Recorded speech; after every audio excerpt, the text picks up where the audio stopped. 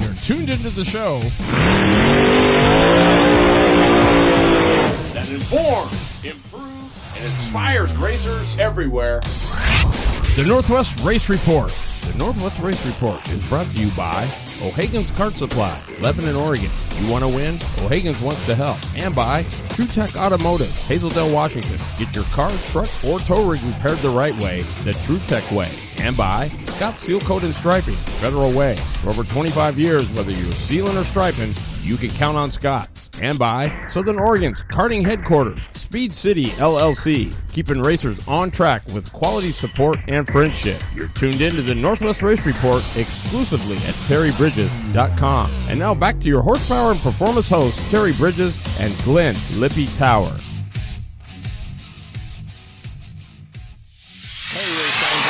Stansbury, 2016 UAS Grand National Champ. And when I need my race news, I tune in to Northwest Race Report.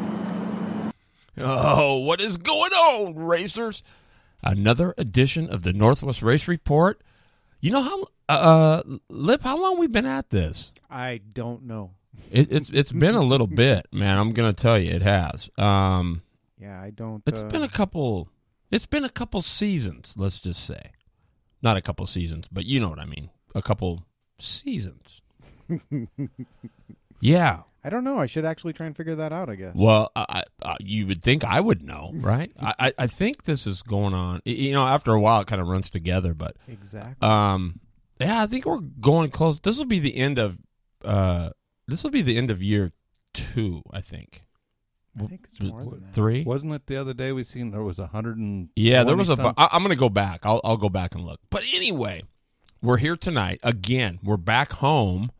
Away from, we were up at Renee Angels. By the way, that was pretty cool. It was awesome. It wasn't packed, but... She podiumed tonight, too, by the way. Did she where? She came in 3rd. Oh, no way. Oh, yeah. That's Jason awesome. Suchich, number 1. Rusty King, number 2. Renee Angel, number 3. Daryl Kelso right after that. Daniel Kravitz. Brian Esquinia. Sean Carr. Dix Racing. Just rounding out the top. Jamie Bridges is in there, too. Jamie Bridges is in there? Yeah. What was she P what? No, she'd be like about P6, I think. That's not bad. Hey. That's a top 10. Respectable. These guys got it figured out. Yeah, for sure. That's awesome. Thanks for tuning in. That's my sister. Hola. Sister. She says, hola. She said, hola. Yeah. So, did Suchich, he beat Esquinia. Wow. Yeah, he did.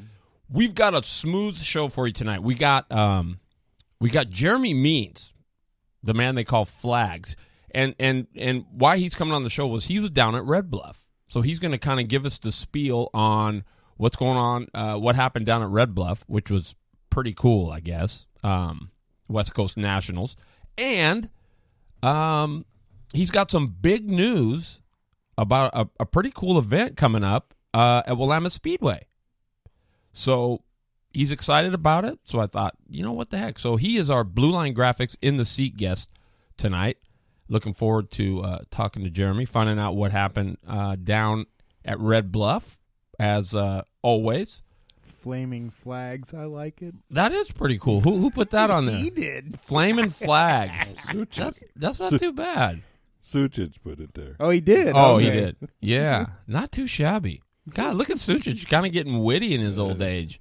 Got too much time on his hands. You bet. He doesn't know what to do without Salem now, or somebody on his back about it.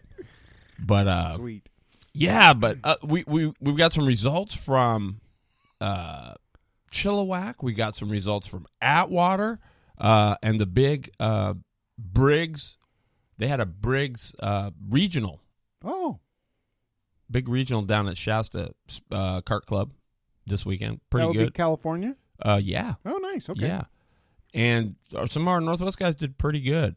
We're going to talk about, could it be the death of Rotax? I've been hearing a lot of stuff about it. And looking at some of the numbers, it's very possible. I'll comment on that later. Yes, we will, because we talked about it. I think Kurt Burris said, but we're going to talk about it. And I don't know if any of you checked out the Facebook page. However, I posted a little picture up there from the Mothers Against Death Sports. My.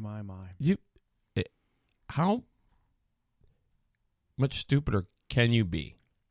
I don't know. I just think that's absolutely crazy. So we're going to talk a little bit about that just to see why would they think that? Why would they? Living in a bubble? Probably so. By the way, how are you guys? It's been another week. You look like you're feeling better. I'm a whole bunch better. Yeah, he's definitely got some good color today. Yeah, he does. You were looking a little blue there. Yeah. Not even blue, really. No. I missed last week though. I really wish I would have been able to go. It was cool. It was a good time. Yes, it was. I mean, it wasn't loaded, but I mean, there wasn't. But Ronnie, you saw him. Yeah. Acting his age. There was a good crowd in a nice facility. It was cool. Yes. We had lots of cookies and good stuff and pizza and Yep, good beer. It was good. yeah, it was good. So Anybody else out there with a shop that wants us to come visit, reach out to us, please. We bring the beer, people. Come on. yeah, for real. So tell me one thing good that's happened to you this so far this week. Busy. I am busy. Good. Yeah, that's pretty much what I got. I'm booked into mid-April as far as my business goes. So I am definitely busy, and yeah, I'm busy. My one good thing is I got the studio cleaned up.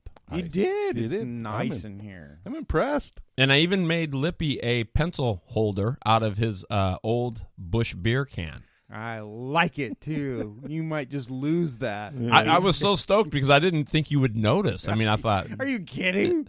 And I redid the opener too. Did you see that? See that? Yes, All right. it's defined. We should probably do something here. Before we get lost. Yeah, for sure. Before we get lost, because it's easy to do that. What do you say we get some results, huh?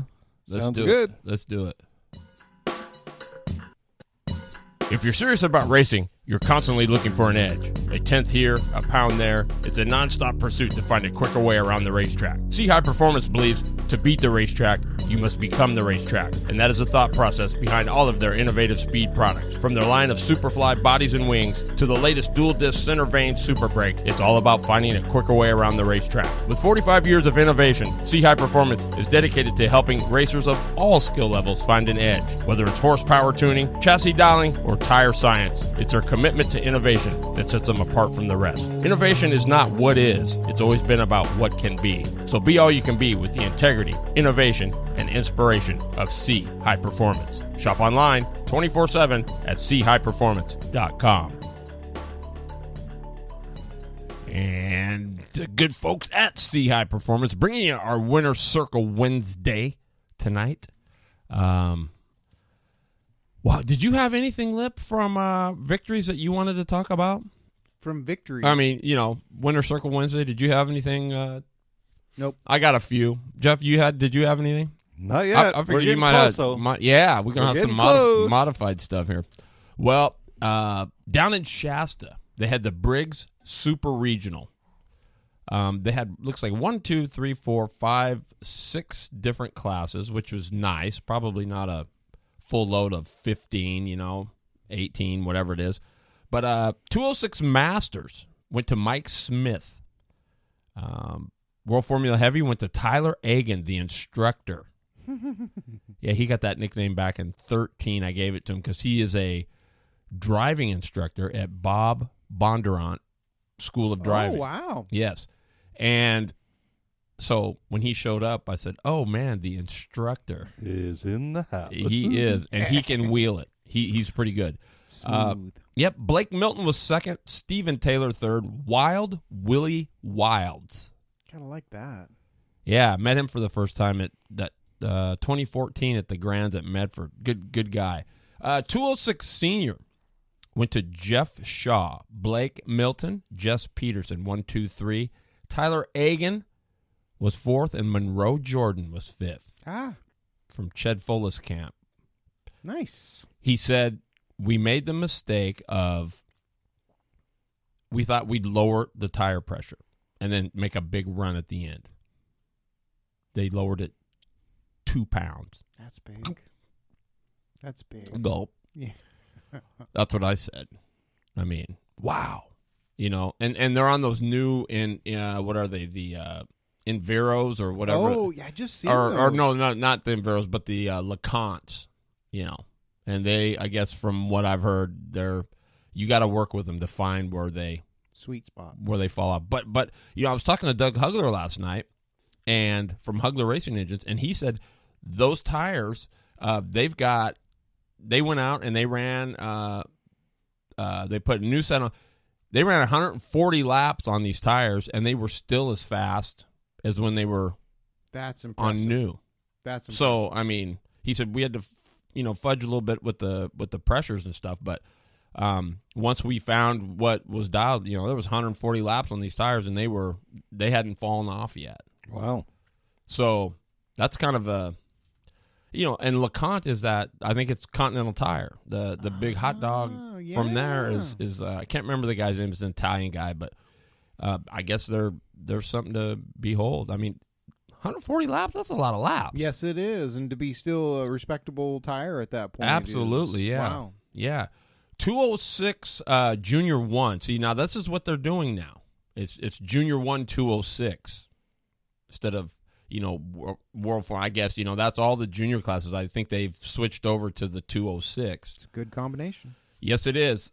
Eli Mays wins it. Steven Eisert was second. William Ginn from over in Boise area. He was third, so good for William. 206 Junior 2. Tomas Mejia wins it. This kid is good. He was all that in a bag of chips down at Medford. Aiden Kemp was second. Third was Dominic Gordon, another guy that was down there. Carson Coons from right around down in Oregon. He was fourth. And Bowden Barwell, fifth. World Formula Masters, Matt Katnick, another great competitor. Barry Barnwell was second. Brian Green, Rowdy, was third. Rowdy gets some. So that's what was going on down at Shasta. Then we made the long haul up I-5 all the way up to the border near Sumas. And we went across the border, and what did we find? Chilliwack, BC, Greg Moore Raceway. Mm-hmm. It was the West Coast Kart Club's opening event. Season opener. Yep. Mini-Max went to Katie Musgrave. Junior 2, 206, went to Alex Yeda. Ellie Musgrave was second. Micromax went to Antonio Constantino. Yeah, right? Mm-hmm. He rolled in a Ferrari, too. No, he didn't. Micromax, he won that. Rotax Jr. went to Marco Kasich. Ellie Musgrave was second. Shifters went to Daryl Redland. John Parker was second. And Alex Lebeda was third. Senior 4, Chris Eagles wins that. He's a heck of a good guy. Russell Folk was second, and TJ Madonna was third. Rotax Senior went to Kellen Ritter. Chris Eagles second. Teddy Sin, S-I-N, was third. Clay Witherspoon took Tag Heavy. Tag Light went to, or TKM Light. Have you seen those TKM 4-strokes? They run good. Really? They really do run good. They're way fast. Wow. Yeah. Greg Henderson won that. So that was kind of the deal there between Shasta and Chilliwack. Yes. And I had, let me see, did I get my Atwater ones here? Shout out to the Clark family showing up tonight. Yeah. Hey, right on. True Tech Automotive, baby. Scott Warning in the house. Oh, you know what? I probably didn't. I got to get that. I know what I did. But that's okay. We'll move on here. Dumplin Valley. It was a clone shootout down there.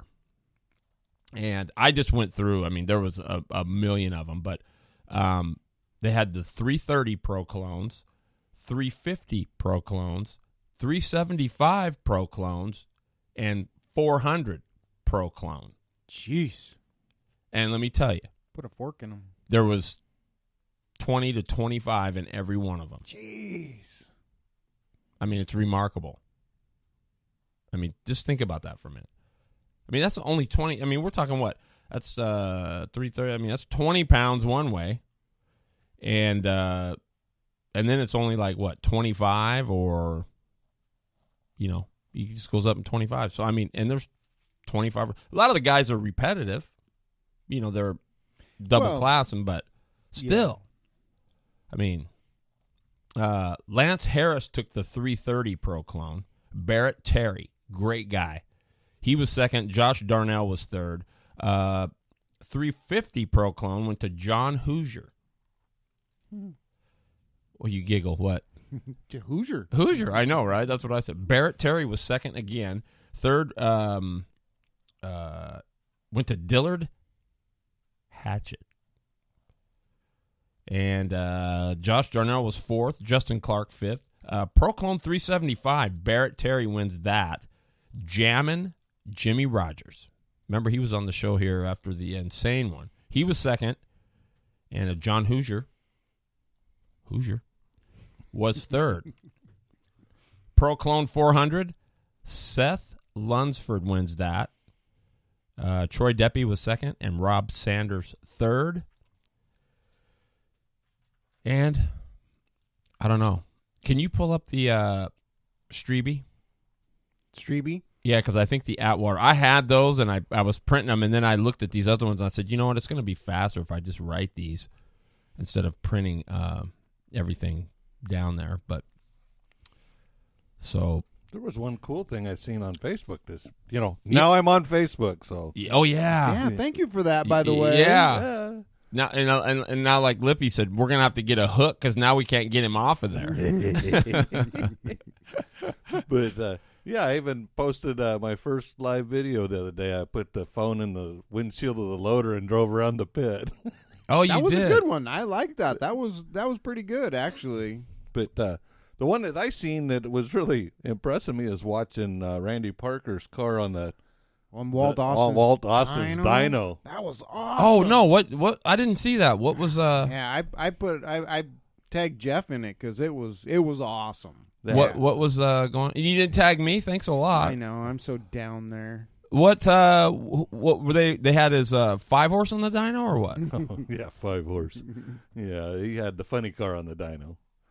Waldo's got a funny car. No. Randy Parker did. Oh, And it was on Walt Austin's dyno. okay. So it's a wheel. It's they pull it off the back wheels. So Right. they take the wheels off and run everything right back Direct. Oh, you mean on the hubs and everything? Yeah.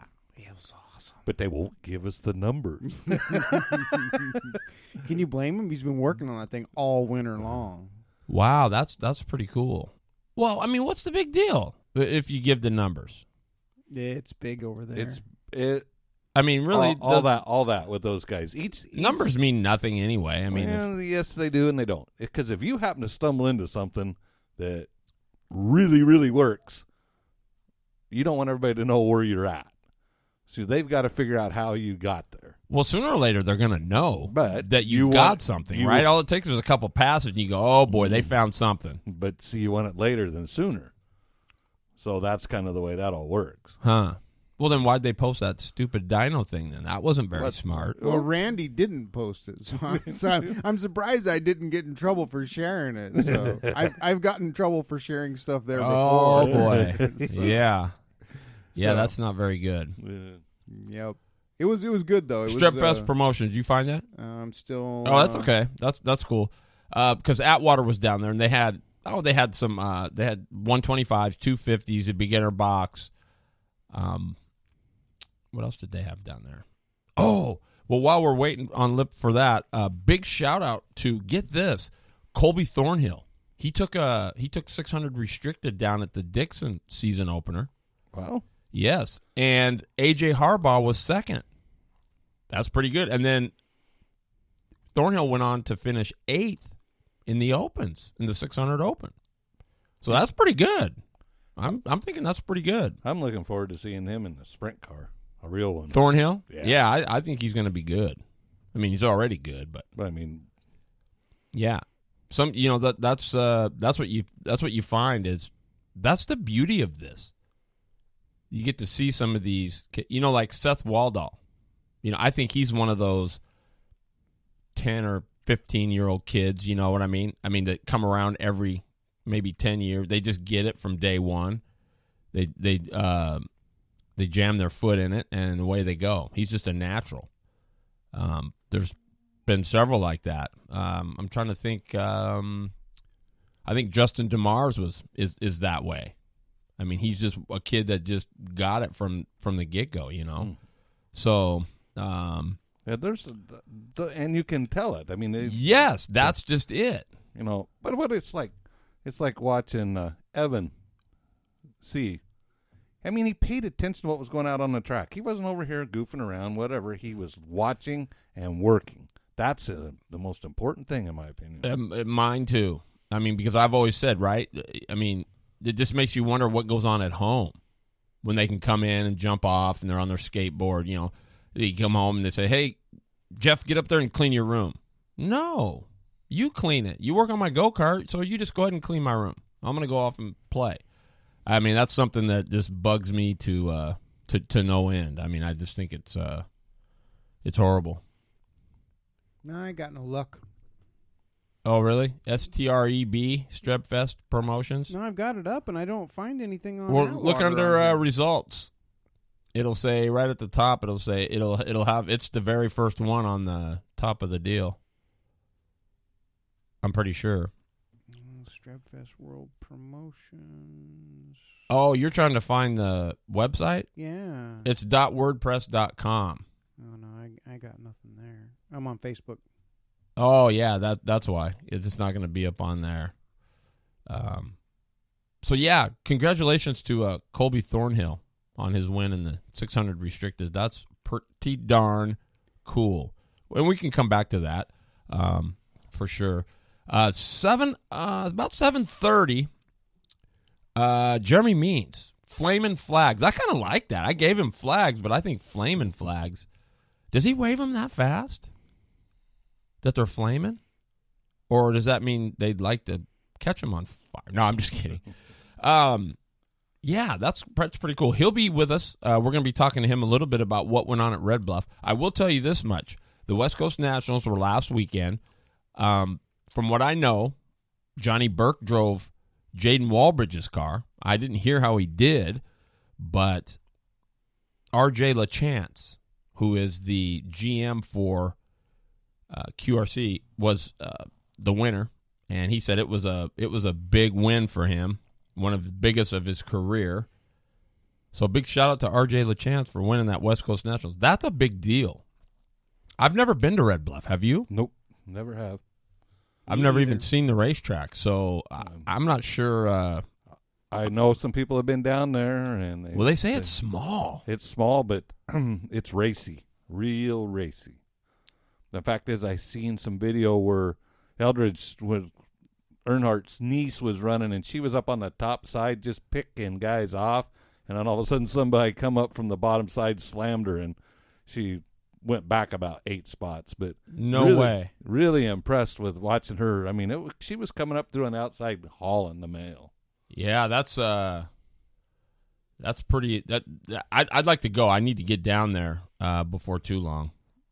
See, Chizzy's on here. Oh, Chizzy's here?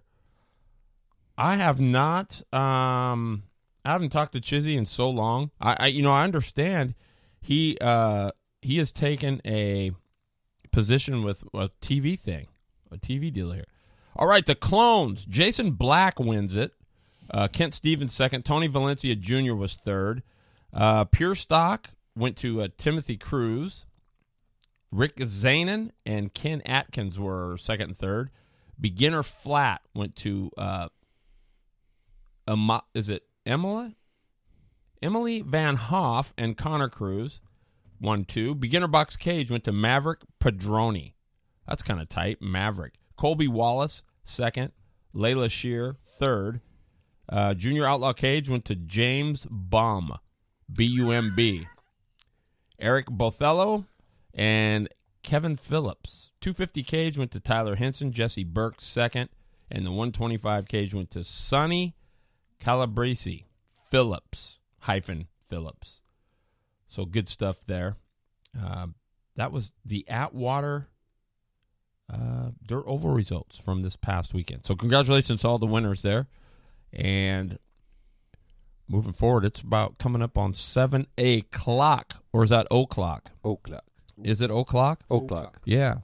So we're going to hear from the good folks at Speed City. Racing.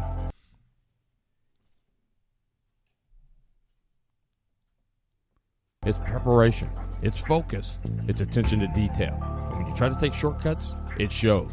At Speed City, Southern Oregon's karting headquarters, distributor for Ultramax, Legend, QRC, Bell Helmets, and K1 race gear, they don't roll like that. Speed City is committed to roll the way champions roll by keeping racers on track with knowledge, integrity, and performance. No shortcuts, no negativity, no other motives. You don't just have their word on it, you've got their name on it. So get back to having fun and get to calling Speed City. Speed City, LLC, keeping racers on track with quality service and friendship. 541-531-1222. The three most expensive things you'll do in your life are buy a house, educate your kids, and go racing.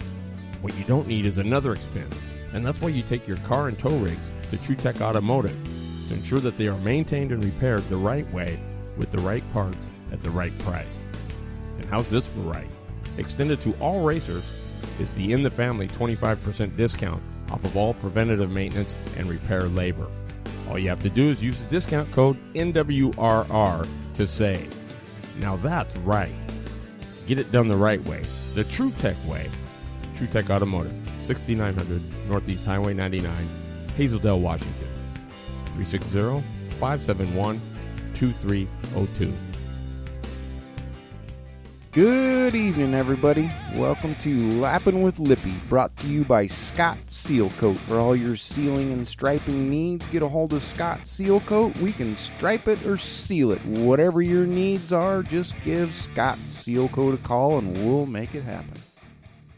All right, everybody. How we doing tonight? It is a beautiful day around here because it's not raining all the time, only part of the time. So that makes it beautiful around here.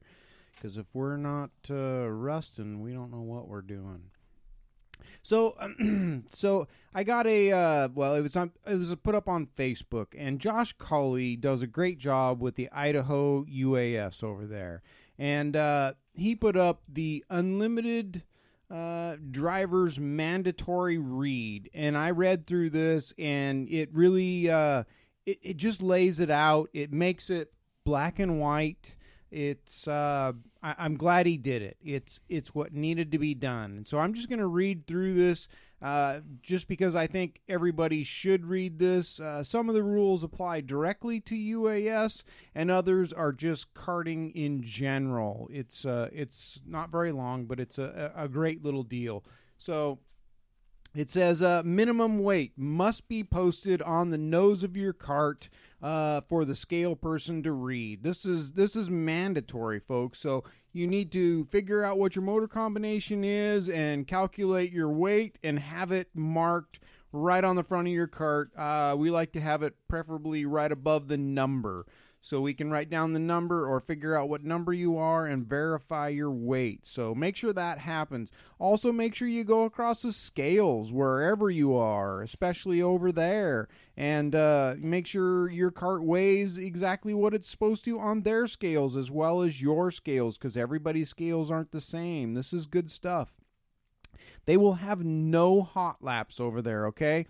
So when you pull out onto the track in any of the Idaho UAS, you need to stay in line, get ready, lined up, and we're going racing. That's all there is to it. Why is that? I wonder what's the deal with that. I think it's just time schedule for them and running with other groups. You know, they don't want to take the extra 4 or 5 laps because it takes time. So I think they're up against a schedule there. So no practice, basically, at all? No. You know, like at ORV, we send them out there and we give them like 3 or 4 laps after they get sent off the grid just to blow all the carbon out of it. Okay. Let them okay. breathe. He's not doing that. He wants them to stay in line. They're going to take 1 or 2 laps, and then they're going to go green over there. So stay in line. No hot laps before. You just you pull off the grid. You get the green. You go racing.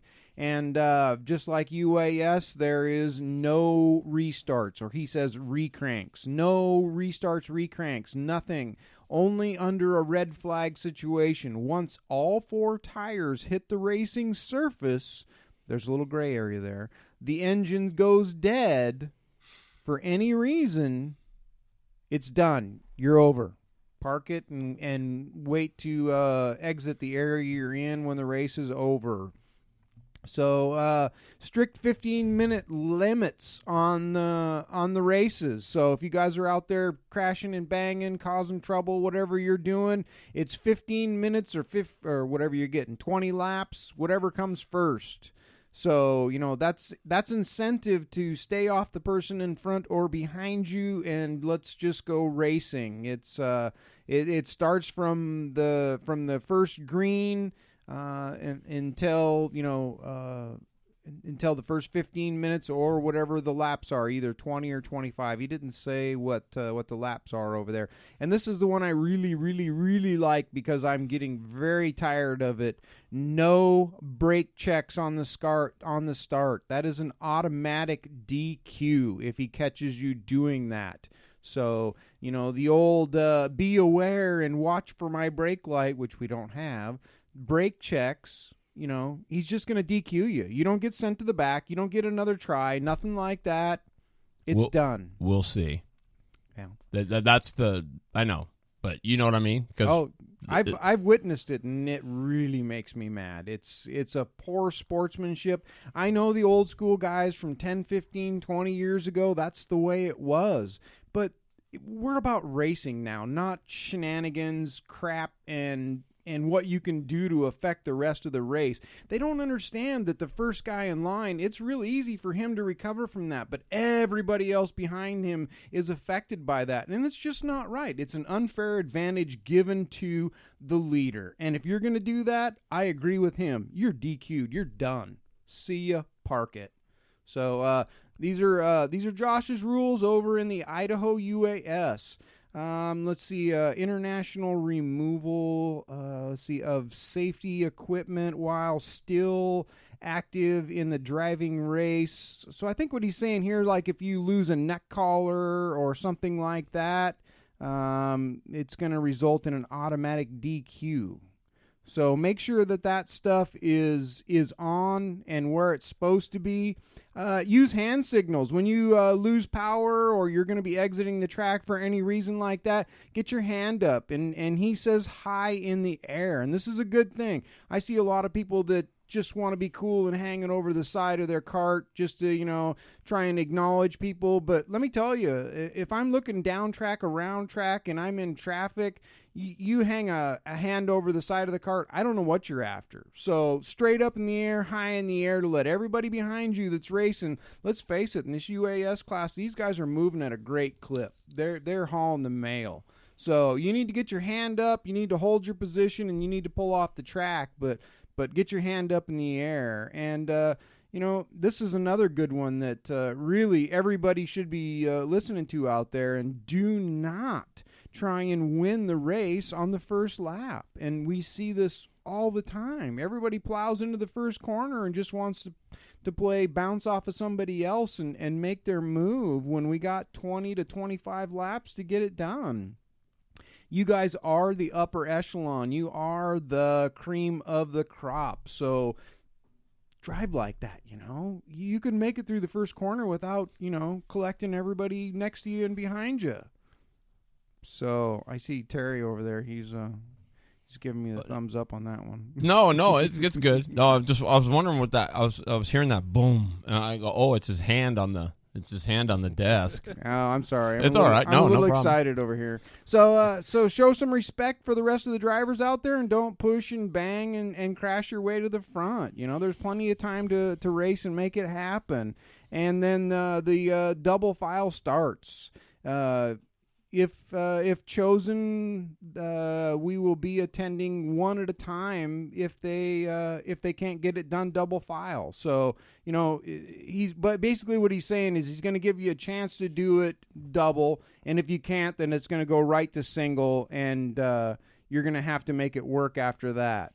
So those are great rules. I just really like the fact that he's putting that out there. I think he runs his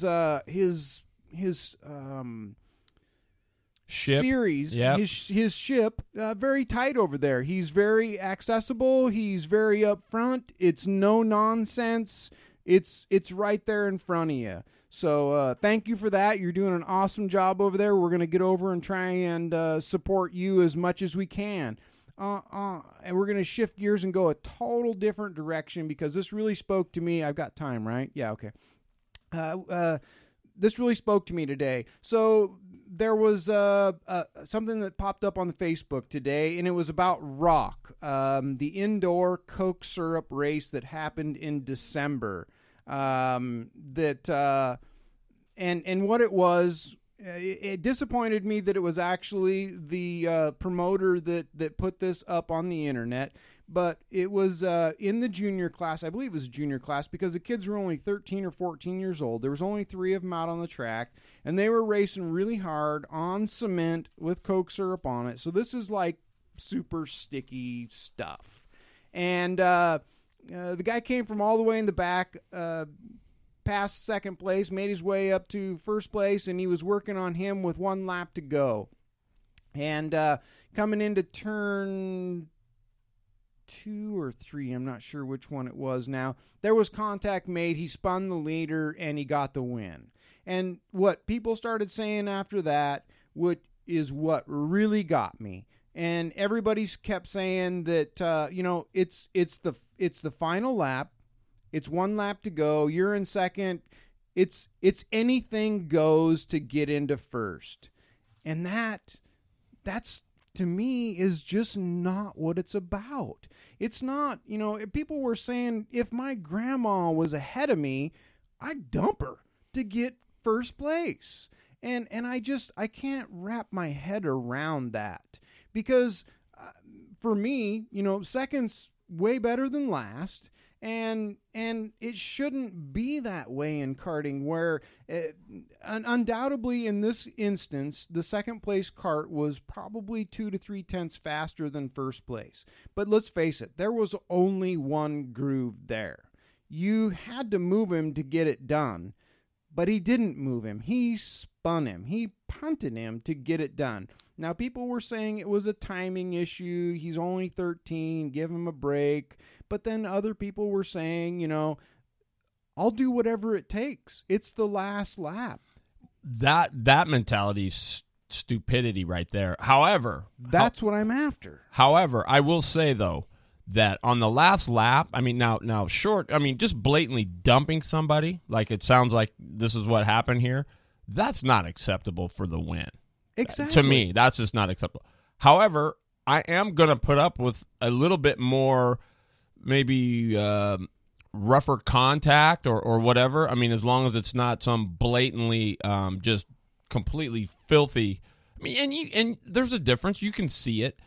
I mean, you're going to put up with a lot more on that last lap coming to the flag as far as touching. But there again, Lippy, that brings up a great point. What we're saying is, number one, all those things are great that Cully has, but they're only going to be good if they enforce them. This is true. I mean, talk is cheap. It happens all the time. Oh, we're not doing that. We're not. And then when it comes time to put up or shut up, then things are completely different. If you set a precedence, like on the grid, that's one of the things we talk about. If you're not on the grid, everybody says, "Hey, can we? Can you call up the 28 or whoever?" And we need to go. If he's not there, you leave without him. That's only going to happen once. And for sure, he's going to find a way to make sure he's on the grid. But you shouldn't hold up the show and wait and do all this stuff. Because if you're going to do that for one guy, you better be doing it for everybody. And you just can't do that. So, I don't know, Lip. I say driving over your grandmother, no. But are we going to accept a little bit rougher stuff coming to the flag. I mean, Rubbin's racing. I'm all for that. And if you can get by the guy, rubbing him without punting him or spinning him, in this instance, he actually spun the kid in ahead of him all the way around. So he made good contact coming into the corner. Sure, he was going low and had 90% of his nose under him, but it wasn't all of it. He still punted the guy to get into the corner. Yeah, it was probably a timing issue. Yeah, he's probably 13 years old. So I'm not really busting his kahunas on this. I'm just really referring to everybody after that made all the statements that, hey, it's the last lap. I'm going to do whatever it takes to get first place. People, that's what's wrong with karting. If you've got a legitimate hole, a legitimate spot, take it. But don't make it. Don't punt the guy. You know, if you can get by him rubbing, that's fine. But punting him, you know, sending him around, whatever, that's not the answer, and it's not what's going to make karting better. Sure, it's going to make you first, but it's not what's going to make everything better. So that's all I'm getting at on this is, well, how do you accept a win like that? I mean, you won it, sure, but you dumped the guy to get it.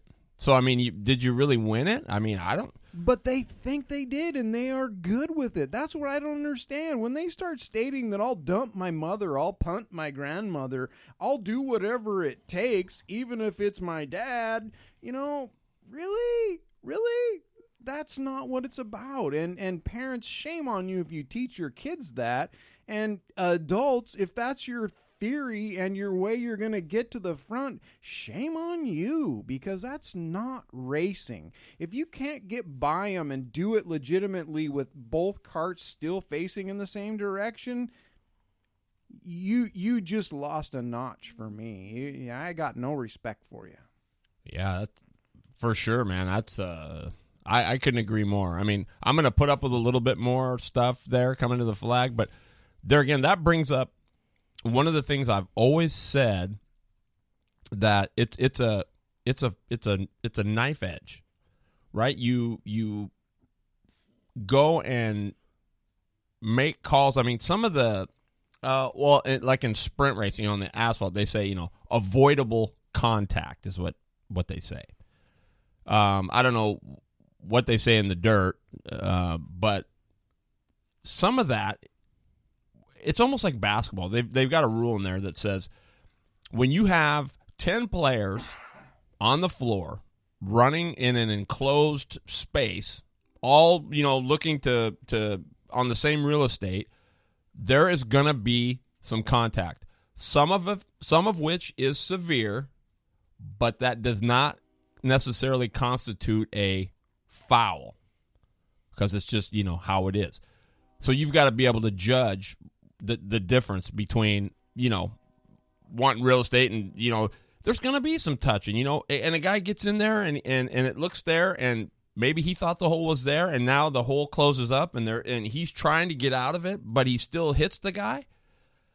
I mean, I'm saying, sure, it maybe sucks for the other guy, but I mean, if you can see that the guy's trying to woe up and, you know, oh my goodness, you know, we've all done it. Oh, you know what I mean?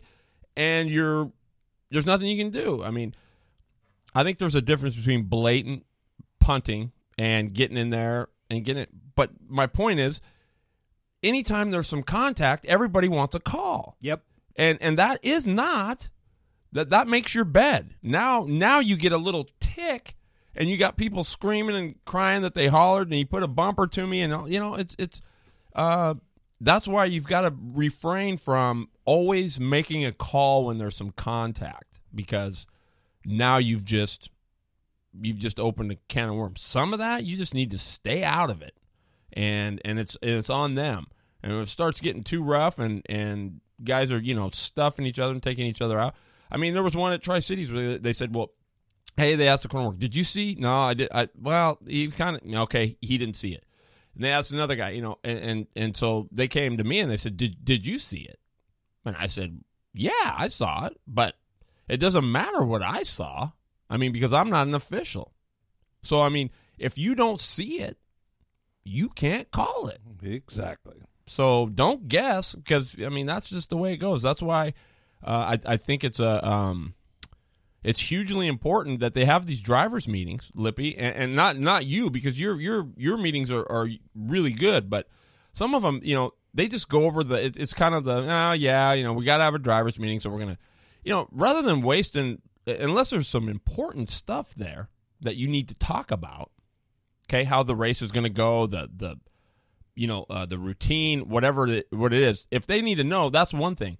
But what they should do is take the time to say, drivers, we got nothing major. You're excused, but we need all the corner workers here because we need to let them know that, listen, you've got an important job here. And if you're working this area, if you're working turn 3, your area is from the middle of turns 3 and 4 to the middle of the backstretch. And the guy working turn 4, his is from the middle of 3 and 4 to halfway down the backstretch. That's your area. You don't go gawking over in his area, because then you're not seeing what's going on in yours. So you've got to pay attention to your section of the floor, and if there's or the track, and if there's something there for the good of the race, you better have it. You better have something. If you're not sure, or it's two guys are being idiots, then you just kind of hey, well, yeah, but you missed the one before where they're rubbing and banging. So I'm just gonna let them play it out. If it gets any rougher than this, then yeah, we may have to do something. But they're both doing it to each other, so hopefully they'll do it and they'll take each other out, and then that'll be the end of it. But you see what I'm saying? Yep. But they don't do that. They don't.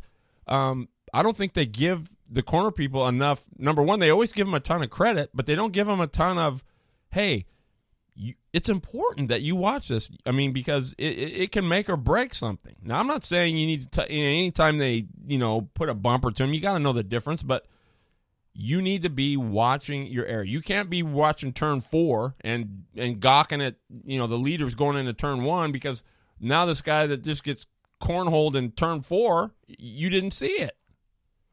I don't know. It's only going to work, Lippy, if they enforce it. That's my whole. No, I deal, agree. I agree 100% on that, and I love your take on the corners. I never thought of it that way. So that is an interesting perspective. Well, it's just from a referee perspective. That's what they tell you. You got the 3-man now, but back in the day there was 2. The top guy, the trail official, had his area.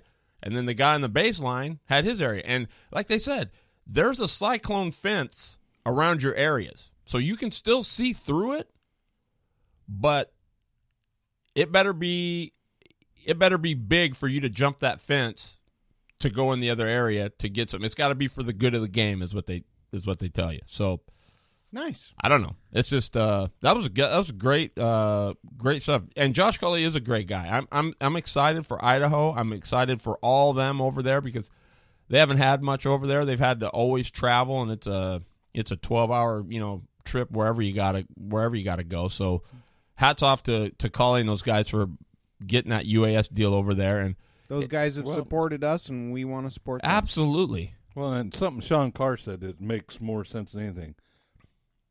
The key is consistency. Yeah. Not one get away with punting somebody. No. Everything, if you can call it consistent, which I understand it, it's not easy. I've been there, done that. But if you can do it as best you can at that point, is consistent.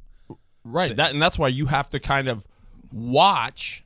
I mean, you still got to watch your area. Yeah. But that's why you've got to watch what the other guy is seeing and what they call, because then that way oh, okay, so they are going to do something about that. I saw mine too, but okay, they're going to call that. So now I can say, hey, you need to talk to the 58, because they're doing this, or the 31, or whatever it is.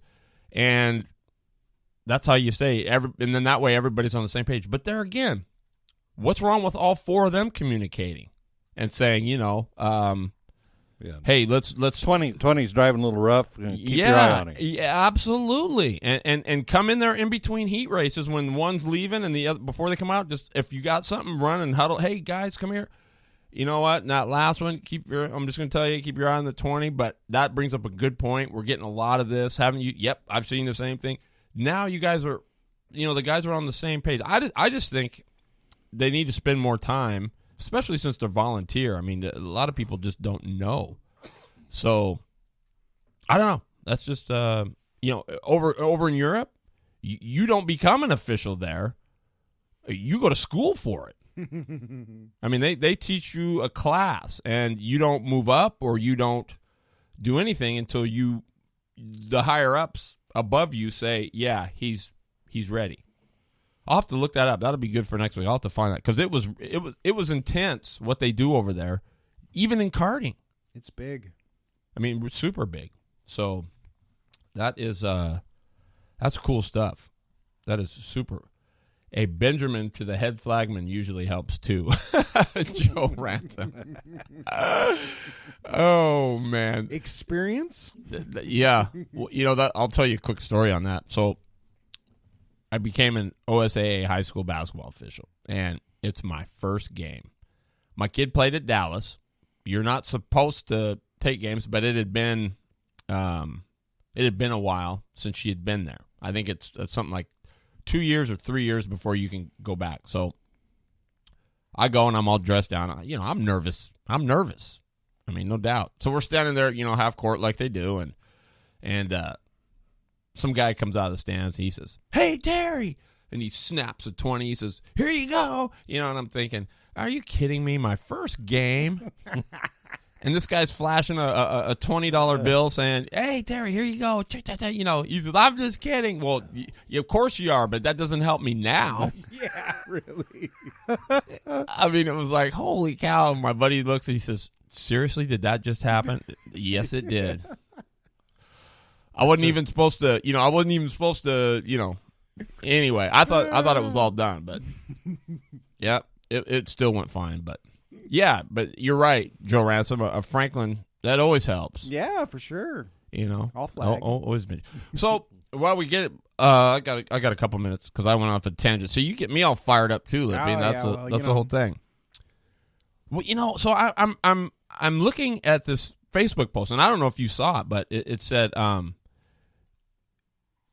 "Is Rotax really dead?"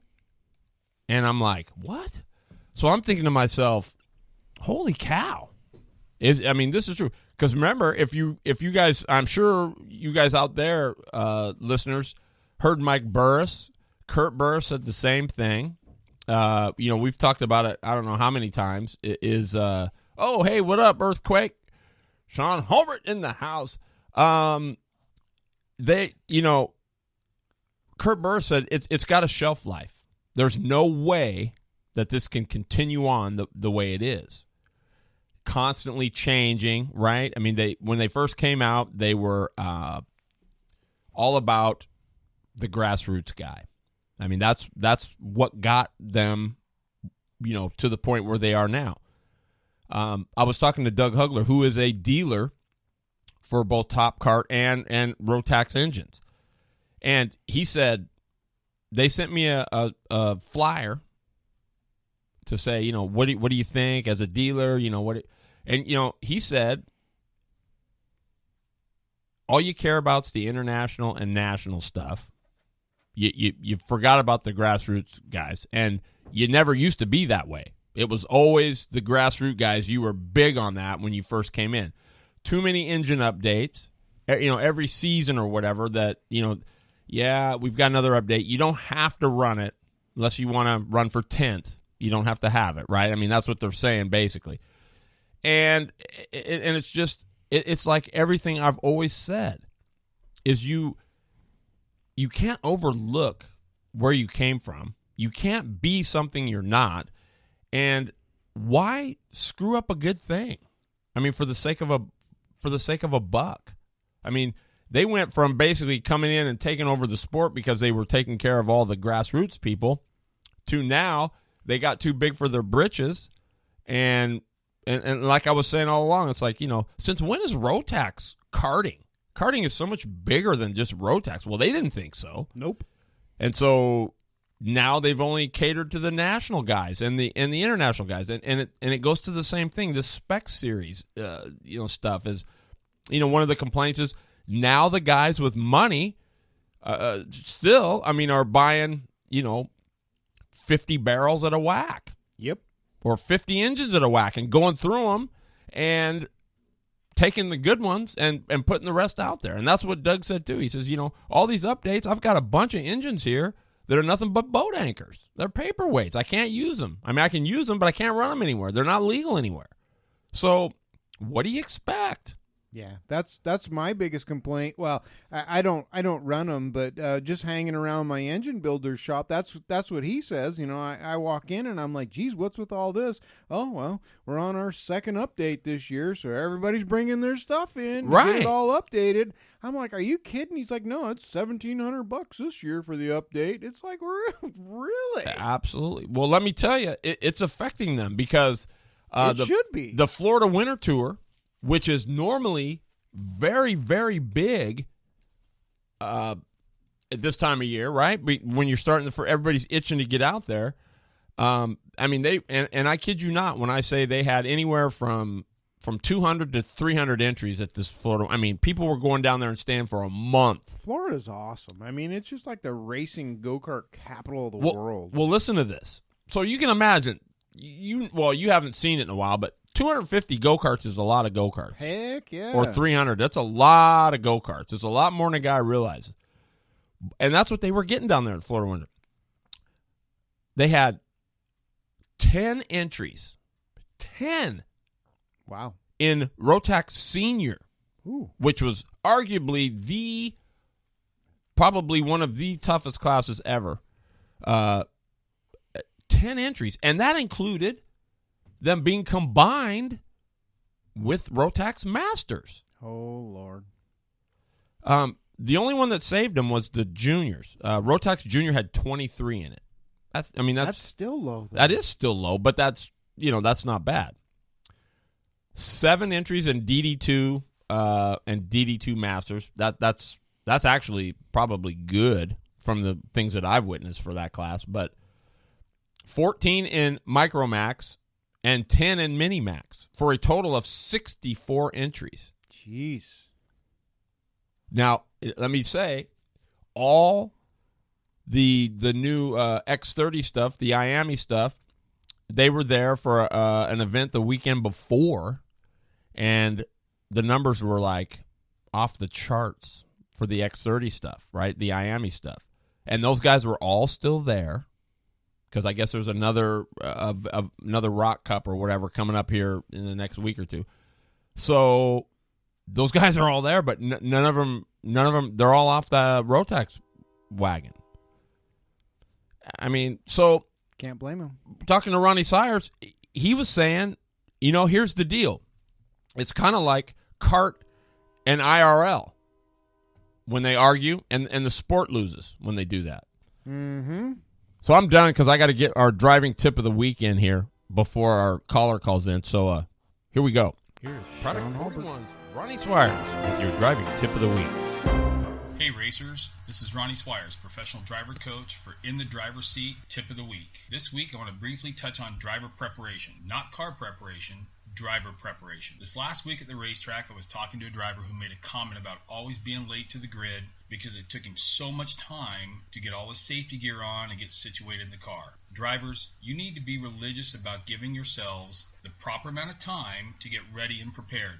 In my opinion, it should be treated just like an airplane pilot going through their pre-flight checklist. They do the same thing exactly the same way every time. No mistakes. It all comes down to safety, concentration, and performance. You need to be 100% with no distractions the moment you start getting in. Believe me, I understand. Most drivers also are the ones working on the car, and our sport relies heavily on volunteer help who are passionate about our sport. When it's your time to get in the car, delegate the responsibility, and better yet, pre-plan for it. Drivers, your main job starts by preparing yourself before going on track, not necessarily when the green flag drops. Tune in next week for another driving tip. This is Ronnie Swires, In the Driver's Seat Tip of the Week.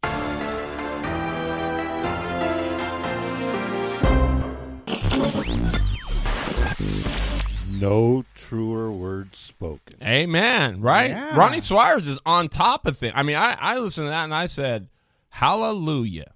He said, and better yet, pre-plan for it. Well, I know. I've been one that was chasing my car down down to get into it in the staging lanes before at Woodburn. I mean, I'm putting my helmet on. I'm trying to do all my stuff because just and then you wonder why your lights are while you're snoozing on the light, and a lot of that was my own fault because I also worked at Woodburn Drag Strip besides trying to race, so it was pretty much impossible. Yeah.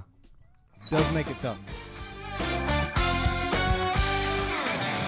Your favorite drivers and people of interest in the motorsports world.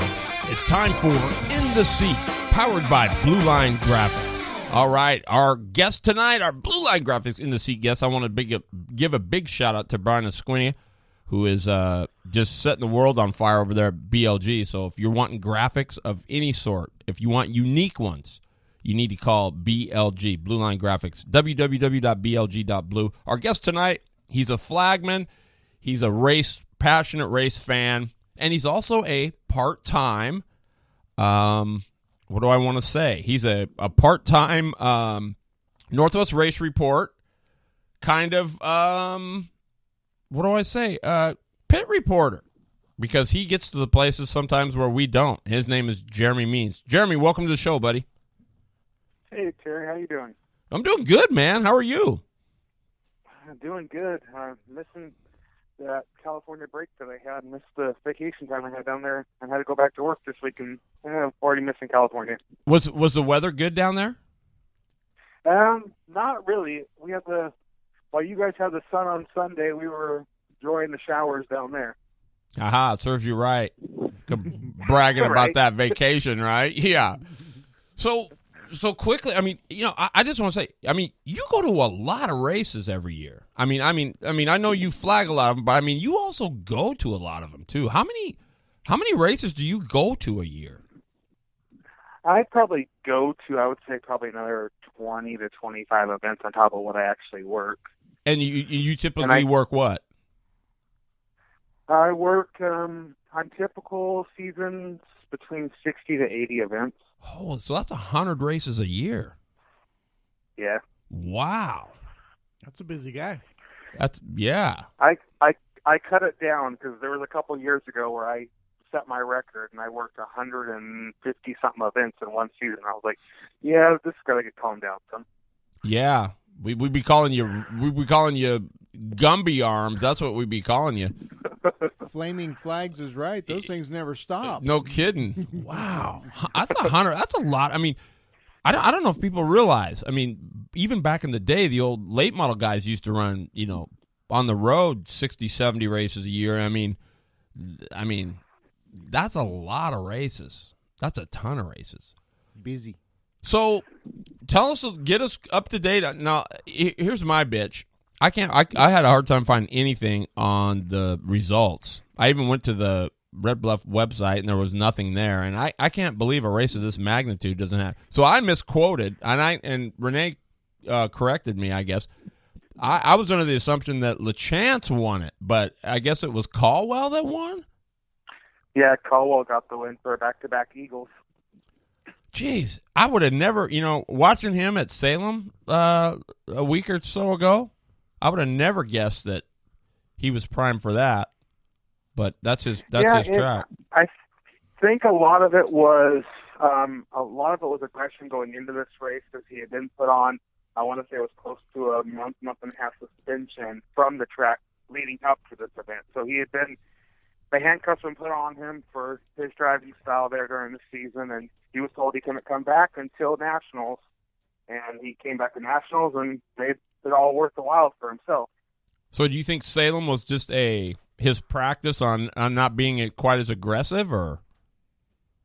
I think a lot of it. I think it helped. I will give that credit to Ollie. I think handcuffing him and saying no, you can't come race Red Bluff, because to a lot of people, Red Bluff still holds the prestige of being it's the oldest cage kart track in the country, in the world, the oldest cage kart track in the world, and it's probably the most prestigious. And getting told you can't race there, and then having to go travel, and because that's where he lives. He lives in Red Bluff, California. So to go from not being able to race your track that you live at, and that kind of realizes maybe I'm doing something wrong.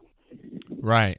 Well, I hear he's very sure of himself too, from what I understand. So, I don't know. I've he never. doesn't lack confidence. Yeah, and I've We'll never say that. I've never met him actually personally face to face, but I mean I'd like to, but I just never have. So basically the Nationals were set with some drama out of the gate then, with him coming first race back. Oh boy, is he gonna behave, and what's gonna happen, right? Yeah, and you know what? Red Bluff is always good for that. I mean, if you want to see something that's going to be drama, so there's always something evolving that when it comes to Red Bluff. The racing's good. I don't want to take it away from it. I think the racing is really good. It is a little bit on the rough side, but the racing is good, and there's always going to be 2 lanes, which is something that's unique for a cage kart track, especially an indoor cage kart track. There is 2 completely extreme lanes. I mean, I'm talking bottom up against the inside wall, all the way up against the cushion, 2 inches from the outside wall. Those are 2 completely different lanes, and it's 2 completely different bankings, which is unique for an indoor track too. It's very flat on the bottom, and it's pretty high banked on the outside, and has a curb right in the middle of the racetrack. Wow. So from you being down there, I mean, who was before the main event? I mean, who were the guys that you thought were had a shot at getting it done? I think the guy to beat, and I think even the guy to beat in the A main, was Mike Wheeler. He even led the most laps when it came to the feature. He led, I want to say, about 20 of the 30 laps was him in the lead. So he was definitely the guy to beat. There was some aggressive racing between him and Colwell throughout the race, and just ended up being at the end there, they had a restart with 7 laps to go, and all restarts are double file. No California restarts, no single file. They're all double file. So your second place gets right on to either inside or outside of you, whatever you choose. Wheeler chose the outside. They went to turn 1 and 2. Colwell went in as deep as he could, kind of roughed him up coming out of turn 2, and pushed Wheeler up in the marbles, and he went back about 5 spots, and no one could keep up with Colwell the remainder of the race. Wow. So basically Caldwell was there, Wheeler was there. I mean, who else? I mean, there had to have been a couple other 3 or 4 other fast. There was some cars that were really, really fast, and there was also a difference. I mean, the big thing about the West Coast Nationals is 3 nights of racing, and you could be fast on night 1 and struggle on day 3, or vice versa. And that was shown very, very true by one of Oregon's drivers. He doesn't come to Salem much, but it was Tanner Holmes. He lives in the Southern Oregon area. He's actually their 250 track champion down there, and he was running their first race in 500 for that racetrack at Nationals. And he struggled the first night and struggled the second day for heat races. And come in event time, and you see Tanner Holmes lining up 5th place in the D main, and he does something no one does at Red Bluff. He goes from 5th place, and he wins the D main, transfers to the C. He starts 11th. Goes up there, transfers to the B main. Starts, I think, 15th from the B, goes up there and transfers to the feature, and I want to say he came out with a top 10 in the A main, coming all the way from the D. Wow. So, I mean, he was a very fast guy come that time, as well as Logan Seedy. Logan Seedy, in the 51 QRC house cart, came from the B main, deep in the B main, to finish 2nd in the feature. So there was definitely no lack of passing. No, I guess so. Now, where was Borden in all this? So Borden, very, very impressed for his first open race at Red Bluff. He after the heat races, he lined himself up in the B main, but unfortunately, he would tip over on lap 1 in turn 1, would get up in the wall and flip the car on its side. He'd have to go to the hot pit area and then come back out, and a car spins in front of him. He has nowhere to go, and 2 yellows, and you're done for the race. And they had motor problems too. I think when they got down there, he had miserable motor problems the first day. I think I talked to them. I think they said they changed like 5 or 6 times. They changed the motor on the open the first night. Jeez, what is going on with these 500s? I mean, between Johnny Burke, and I can see losing 1, but when you lose 3, and they're just crazy things. I mean, I don't know. Unfortunate. They're trying to get so much out of those things that I understand stuff happens. We all know it from the UAS race, and there's times where you're lucky. That's the goal, is to try to make it. And we see UAS motors kind of expire quite frequently too, unfortunately. Yeah, but is there I mean, they're trying to one? get so much out of them. Is there one builder that does most of them? I wouldn't say there's one builder. I would say there's quite a bit in the area. There's a few that come to my mind just in Oregon, let alone the rest of the Northwest. So there's still a big amount of them, and there's some people that still do the work themselves in-house, and that makes a difference too. I mean, some people struggle with their in-house program as far as doing the motors themselves. Right. Well, let's move on because we got another segment to do here, but tell us about the big news coming up at Willamette this year. That's something that you've been kind of doing. It's the second annual event. So tell us a little bit about that. Yeah, I had the enjoyment of coming in, and I came up to the track motor last year at Willamette, and I said, you know what, I want to do something for the four cylinders. They get nothing. And I ended up going up there with 2 months' notice last year, came up with sponsors, and jumped up, and all of a sudden we have a $500 to win, $75 to start feature last year for Hornets, which is unheard of on the West Coast for them. And we had 37 cars show up. Thank everybody for showing up to that race. So we had our average Hornet count was not great at Willamette last year. We were averaging 6 cars a night. To get 37 to show up for this event, wow, the one-off event was amazing.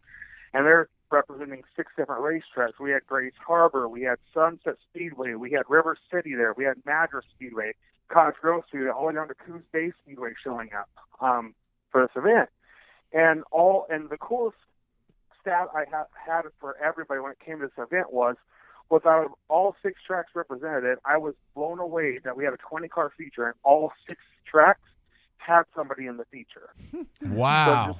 So just to show the competition that class does have. Now, this year, with a lot of help from people, and a big thank you today, I got the confirmation that AMCO, which was one of our big sponsors last year for AMCO, Corvallis, and Newport, jumped on to sponsor the event again this year, and we're going to make it bigger. We're going to make it $750 to win for Hornets at Willamette on August 19th. Yes, that's pretty cool. I'm going to come and see that. That's going to be cool.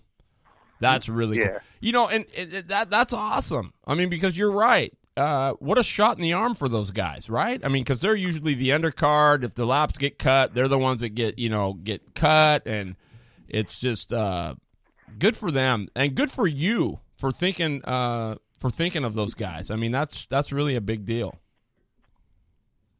Like I said, it's a great group of guys, and I enjoyed meeting a bunch of them last year. Since I posted today how much it is to win, I've already had confirmation of drivers from Coos Bay as well as Grays Harbor. Those far away of saying we're going to be there. We're bringing 4 cars. We're bringing 5 cars. The sounds of it this year, I would not be surprised if we have over 50 Hornets show up that night. Dude, and so how many start? 20? 20 will start the feature. How many could you start, really, though? We could probably start more. I like the idea of doing 20 because it creates a little less melee as far as caution.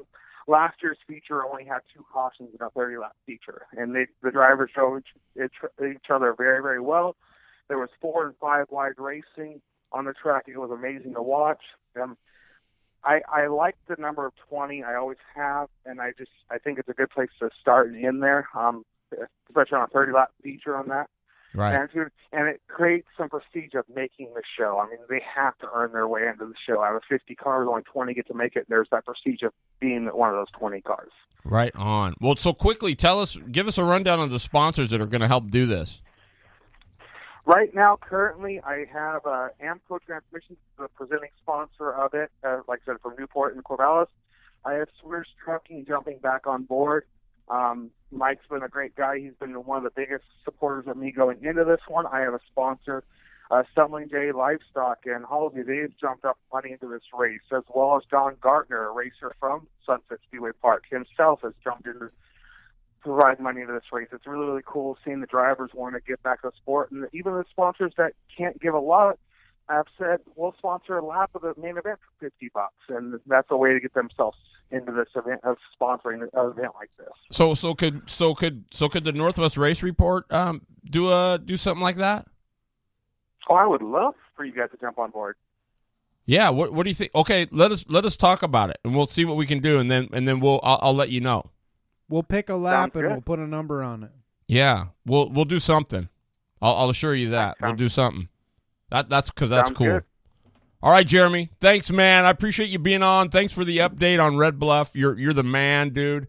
And don't wave your arms off. All right. Catch you guys later. Okay, man. Thank you. Bye-bye. Jeremy Means, everybody. That's a good deal, man. Any way you look at it. I think we love should it. get on that. I love it. That's We just got to come up with the lap, right? We should pick the last one. No, I'm just kidding. But yeah. Well, now it's time to go tracking and packing.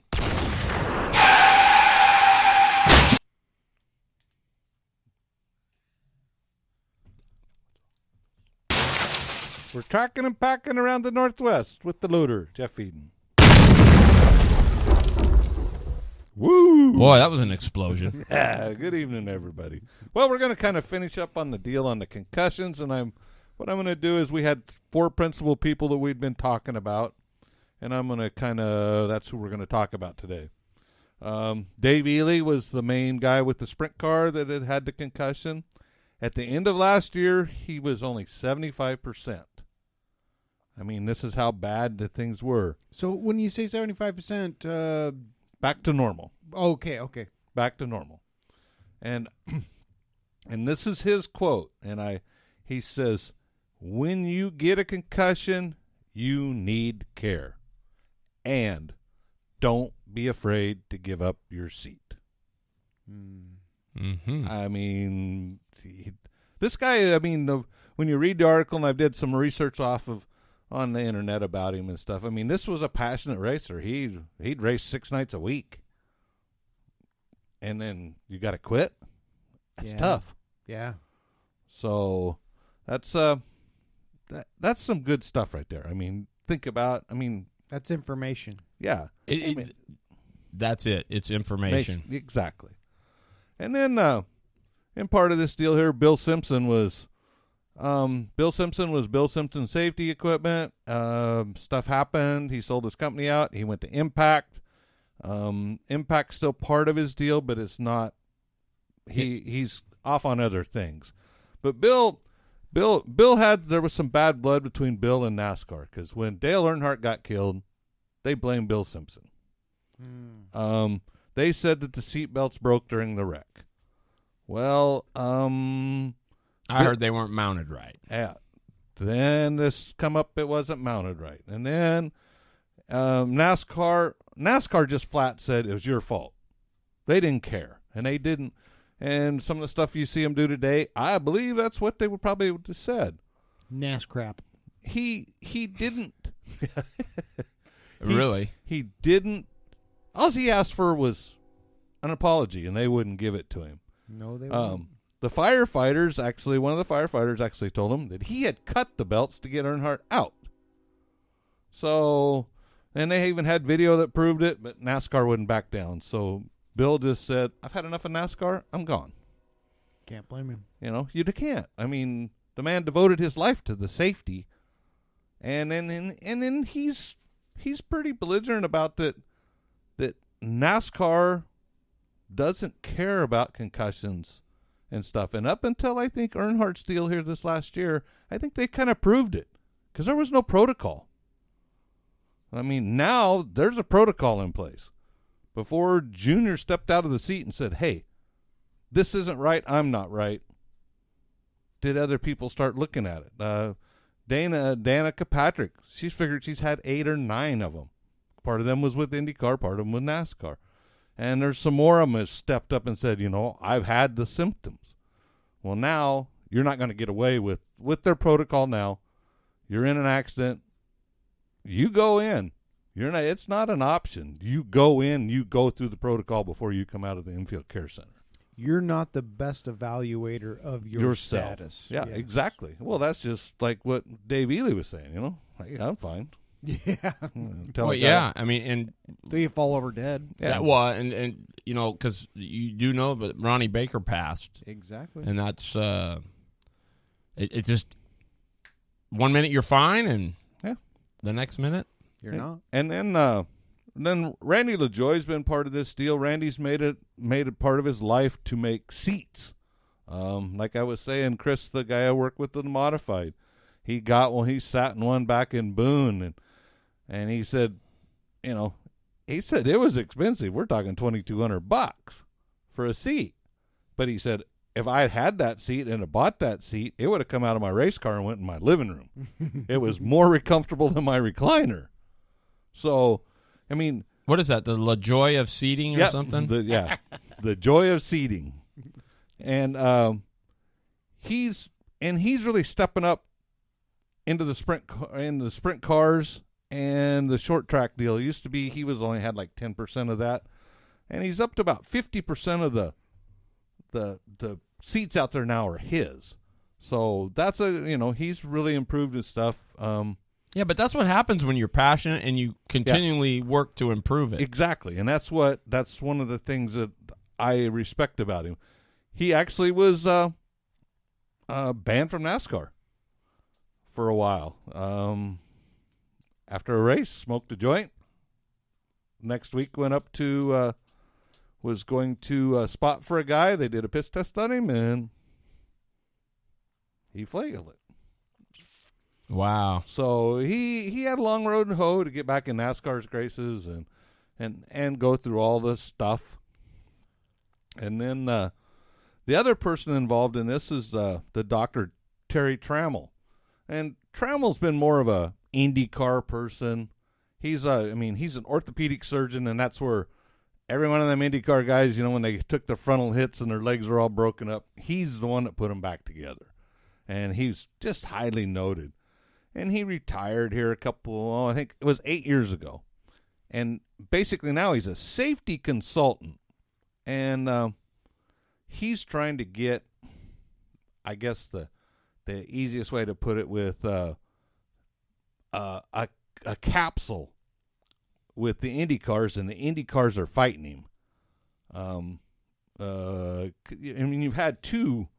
Justin Wilson was killed at Pocono with a piece of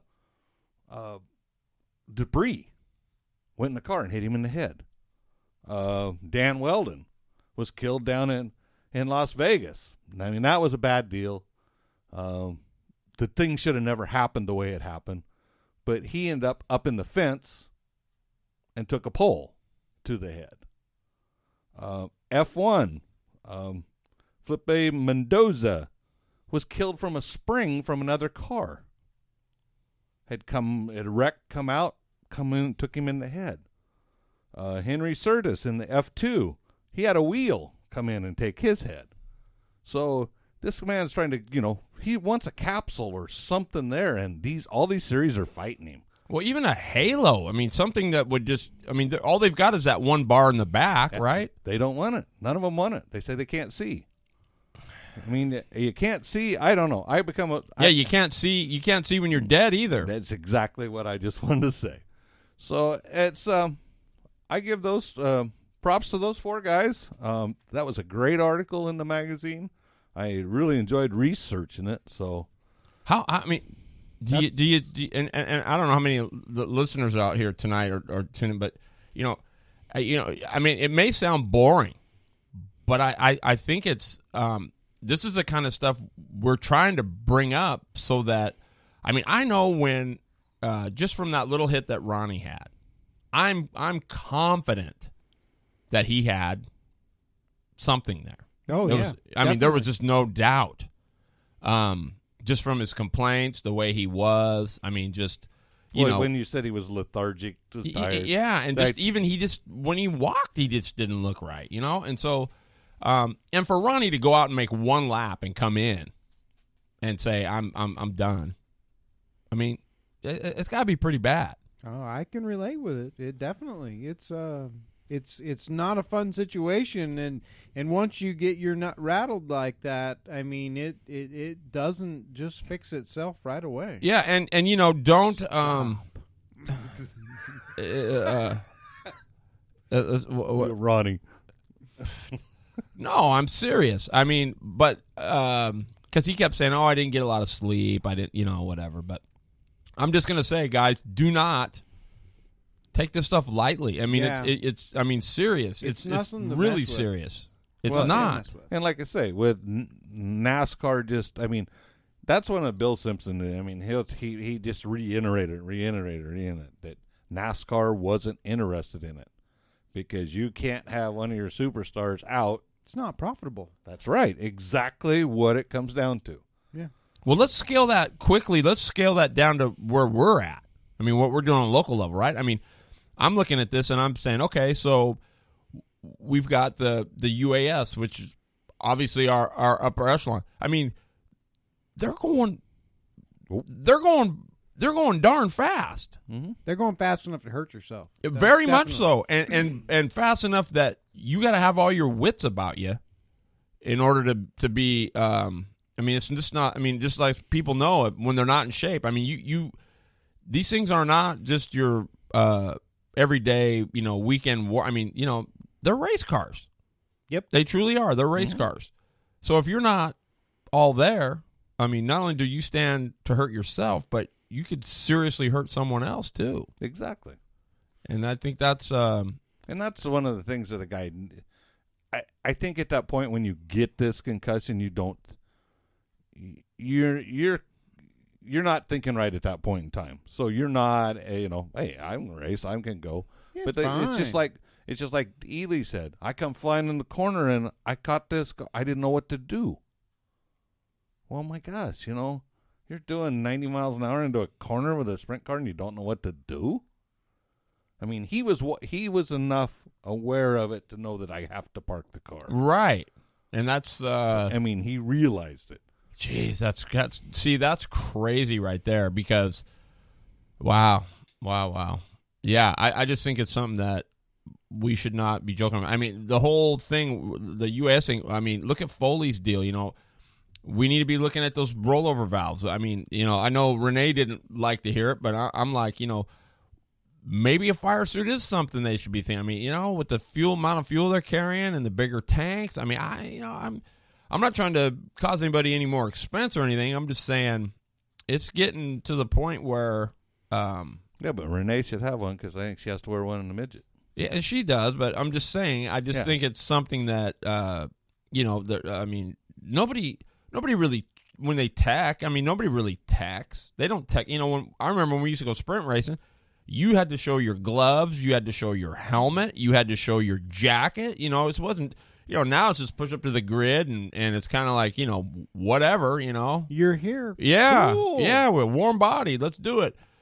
But I don't think I think if nothing else, I mean, if we're going to have the self-tech, there should be somebody there saying, okay, I need to see your helmet.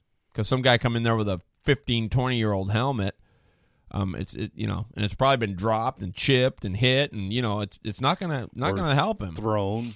Yeah, I mean it's just not. And so I mean I'm not trying to be a tattletale or anything else. I'm just saying it's I mean we care about these guys, man. Yeah. They put on a heck of a show. You don't need more people hurt or. Well, the thing of it is after like with you guys and it's gonna come with me too, but they're your friends. They're personal friends to you, so that makes it. You don't want to see your personal friends go away.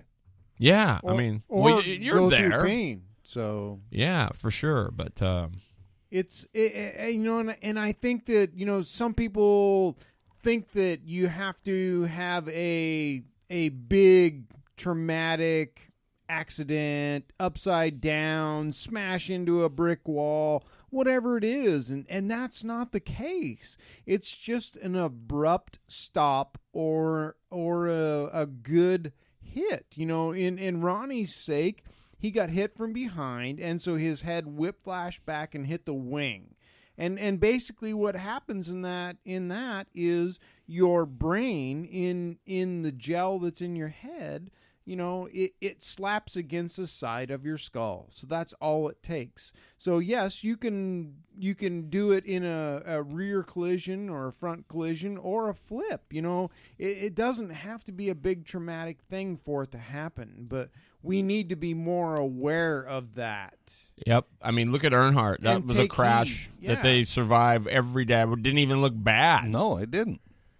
So I mean, it's a big deal, guys. We're not going to beat a dead horse on it, but great topic by Jeff. And before you guys go, We got our crazy whacked out and Fun fact. fun fact of the week. In 1981, Larry Moyer won the ARCA championship. Guess how much it paid to win the championship? In 1981, the ARCA championship. So ARCA was that was like the souped up IROCs? No, that was the step. That was down the from step Be- down from the Grand Nationals. So Oh, okay. it went like Winston Cup, and then the ARCA card. no, those were the Grand Nationals, Yeah, and and then the the ARCAs. So they're like all the hand me down. I would say 81. I would say 20 grand. $500 to win the championship in 1981. Wow. That won't even pay gas to most events. Jeez. That is crazy. That is super crazy. Big rig takes $600 to fill up. Wow, and he gets $500 for the championship. So it cost him more to drive the big rig to haul the car there than it did. Nowadays. Wow. You guys are awesome, man.